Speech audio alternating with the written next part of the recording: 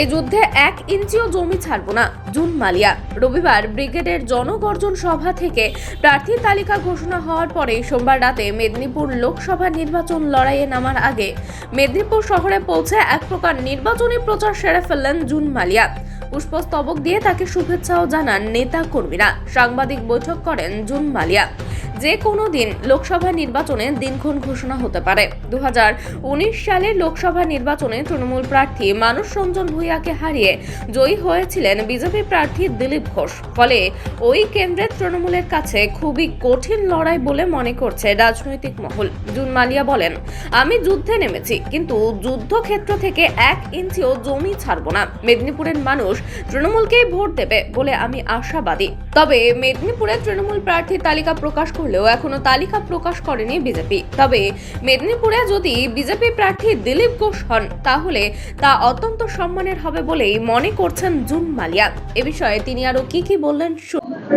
আমাকে প্রার্থী করা হয়েছে, আমার দল এই ভরসাটা আমার উপর রেখেছেন, তার জন্য আমি মমতা দি আর ভাই অভিষেক, আমাদের সেনাপতি, ওনাদেরকে এবং আমাদের সিনিয়র নেতৃত্ব, আমাদের সবাইকে প্রথমে ওনাদেরকে ধন্যবাদ জানাবো যে এত বড় একটা দায়িত্ব আমাকে দিয়েছেন ওনারা, তার যোগ্য আমাকে মনে করেছেন। সর্বোপরি আমি আমার মেদিনীপুরের সবাইকে অনেক অনেক ধন্যবাদ দেব। 2.5 বছর ধরে আমার কর্মীরা সাপোর্ট করেছেন, আমার দলের দিদিরা, বোনেরা, ভাইরা, সবাই যারা যারা দেখছেন সবাই ভীষণ আপ্লুত। আমি জানি সবাই খুব এক্সাইটেড।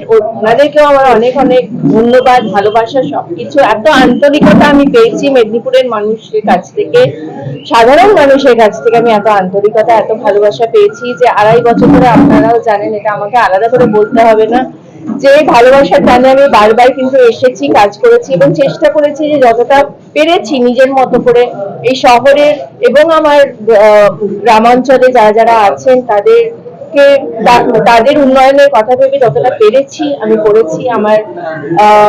আমাকে এখানে সাপোর্ট করেছেন আমার পঞ্চায়েত সমিতি সকলে, আমার ব্লক প্রেসিডেন্টরা, নেপালদা, গৌতমদা, সকলে আমার এখানে আমি প্রচুর সাপোর্ট পেয়েছি আমার মহিলাদের কাছ থেকে, আমার কাউন্সিলরসদের কাছ থেকে, আমার মিউনিসিপ্যালিটির চেয়ারম্যান সৌমেন বাবুর কাছ থেকে, এখানে ভাইস চেয়ারম্যান, সবাই মিলে এটা কিন্তু একটা এই এত বড় যে দায়িত্বটা আমাকে দেওয়া হয়েছে এবং এই যে এই সম্মানটা, এটা একটা সম্মানেরও ব্যাপার। এটা কিন্তু আমার একা না, একা কোনোদিনই কোনো কাজ একা করা যায় না, স্পেশালি এরকম একটা কাজ কখনোই একা করা যায় না। এটা কিন্তু আমাদের সকলের একটা ইউনাইটেড 2.5 বছরের পরিশ্রম। তাই এটা এই যে আমি প্রার্থী হয়েছি, এটা আমি আমার মেদিনীপুরের সকলে যারা যারা আমার পাশে ছিলেন তাদেরকে ডেডিকেট করলাম। এই নির্বাচনের মূল স্লোগান কি হবে?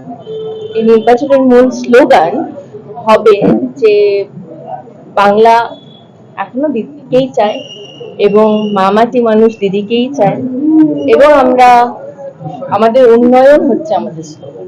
লড়াইটা কতটা কঠিন? যুদ্ধক্ষেত্রে লড়াই কঠিনই হয়।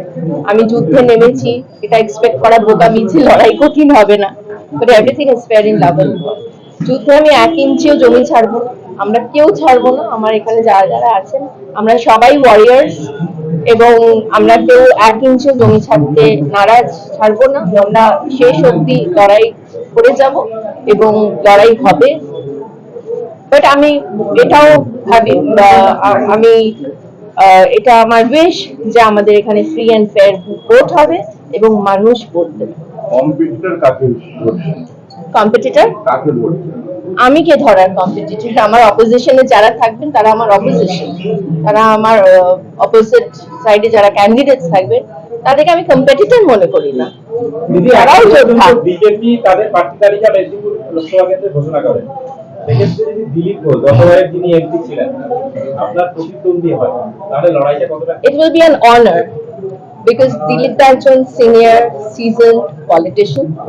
দিলীপ দা একজন ভালো মানুষ এবং ইটস অ্যান অনার যে তাকে যদি প্রার্থী করা হয়, আমি তার অপোজিটে যদি থাকি, আমার জন্য এটা মস্ত বড় অনার যে আমার দল আমার উপর এতটাই ভরসা করছে যে আমি তাকে টক্কর দিতে পারবো। এবং যেটা বললাম যে যুদ্ধক্ষেত্রের বাইরে দিলীপ দা আমার সিনিয়র, আর যুদ্ধক্ষেত্রে উনি আমার অপোনেন্ট, দিলীপ দা, লড়াই তো হবে। এখন ক্ষমতায় ছিল, এখন তৃণমূল ক্ষমতায় আছে, এখন কি এক্সট্রা আছে যার জন্য আপনি উন্নয়ন। মনে করছেন? মানুষ, আড়াই বছর ধরে আমি মেদিনীপুরে যথেষ্ট কাজ করেছি, এসেছি, মানুষ আমাকে প্রচুর আন্তরিকতা দেখিয়েছেন, আমাকে ভালোবাসা দিয়েছেন, এবং আমার দৃঢ় বিশ্বাস যে যদি মেদিনীপুরের মানুষ আমাকে এতটা আপন করে নিতে পারেন, আমার বাকি 6টা বিধানসভা, লোকসভার আন্ডারে যেগুলো করছে বাকি বিধানসভাগুলো, সেখানেও মানুষ আমাকে আপন করে নেবে।